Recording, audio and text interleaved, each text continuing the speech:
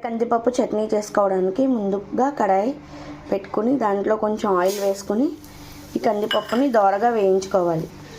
ఇలా కందిపప్పు వేగుతుండగానే 5 ఎండుమిరపకాయలని వేసుకొని కొంచెం జీలకర్రని కూడా వేసుకుని మంచి ఫ్లేవర్ వచ్చేంత వరకు వేపుకోవాలి. ఒక చిన్న కరివేపాకు రెబ్బని కూడా వేసుకొని 1 నిమిషం పాటు వేపుకొని బాగా వేగిన తర్వాత స్టవ్ ఆఫ్ చేసేసుకోవాలి.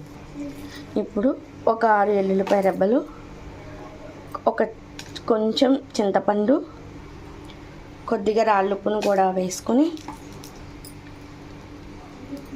కందిపప్పులోని ఎగుటు లేకుండా ఉండడానికి చిన్న బెల్లం ముక్క కూడా వేసుకుని ఇదంతా మిక్సీ పట్టేసుకోవాలి మెత్తగా. ఇలా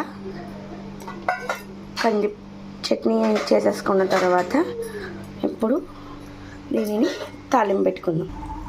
ఆయిల్ బాగా హీట్ అయిన తర్వాత కొంచెం ఆవాలు జీలకర్ర వేసుకొని కొద్దిగా కరివేపాకు కూడా వేసుకొని ఇవి పోపులు బాగా వేగిన తర్వాత మనం మిక్సీ పట్టుకొని కంది చట్నీని వేసుకొని కలిపేసుకుంటే ఎంతో టేస్టీగా ఉండే కందిపప్పు చట్నీ రెడీ.